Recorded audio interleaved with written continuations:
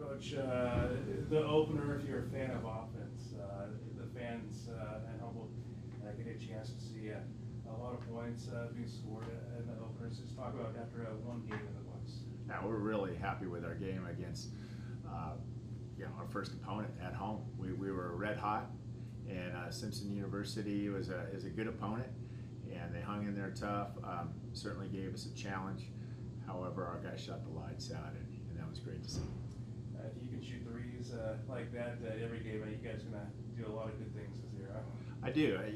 If we're able to find people like our point guard, our new point guard, Malik Morgan can. I mean, he's got a court sense about him.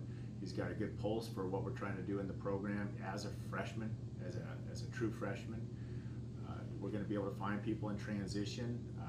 Malik's able to know when to distribute the basketball, just like a good quarterback would, and he does a good job sharing the ball, knowing who has got a touch, who hasn't got a touch, what they're going to do with that ball. So he's not quick to give the ball up early to people in bad positions. He's got a good sense all around. Bristol coming up tomorrow night is a huge game because next opponent Saturday conference play San Bernardino. So definitely important. Obviously you want to get a win tomorrow, but as you prepare for the conference opener. Yeah, not to look ahead at tomorrow night's game against Bristol University. As far as scheduling, we thought it would be a good stepping stone in preparation for Cal State San Bernardino, but my mistake. They're a very, very good basketball team. They're going to present more than a stepping stone. They're going to be a true opponent. They played Fresno State last night, and they took them at halftime. They're down 3 points. It was a very tight game all the way through the first half. Obviously, very capable team. I know it's just one game to judge, but there has to be, every team works on stuff, saying things that you guys can improve on. What would that be as you guys continue game two? Defense. We need to get better at defensive transition, finding people, finding the problem, protecting the paint, and then keeping people in front of us without fouling. I mean, that's the bottom line. That will make us a very good team if we continue to improve on that. And that's not going to come overnight. That's not going to be in a Christmas package here in a month. It's just going to be hard work, breaking down videotape and our players communicating at a high level, understanding that there'll be criticisms from each other, player to player, and coaches to player, and be able to handle that and just get better and accept coaching, accept seniors talking to freshmen, freshmen talking to seniors, and being a collective group and getting better week to week. We've got a long way to go. We certainly have the talent, and now it's just about playing better together.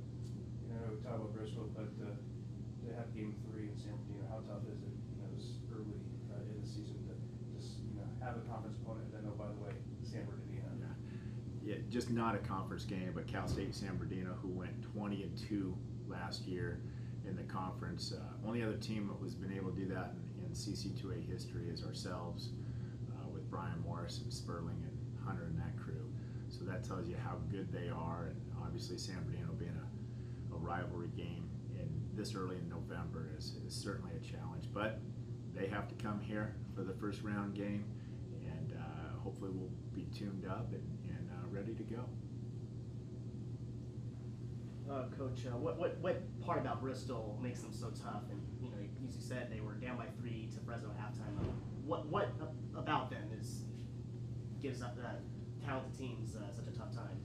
They're a collective group of experienced basketball players. You look at their roster, and they've got age on their side. They're older guys that have been around the block. They've had a few stopovers at different universities. That coach, Coach Roberts, knows how to recruit. They've got an upstart program there, and they share the ball. They're all very good basketball players, top to bottom. They share the ball, which is amazing, that he's brought them together as quick as he has. And they can play at a high level, at least for a half. We found that out. It's like us at St. John's. We're very proud of our first half at St. John's. They're very proud of their first half at Fresno State last night. Offensively, what do they run in? What do you guys need to do to stop it? Well, they got a scissor action that's going to be very difficult to guard. Their post players are able to pick and pop into areas where they can shoot the basketball. They're not a post-up orientated team, so our bigs are going to have to go and guard the perimeter.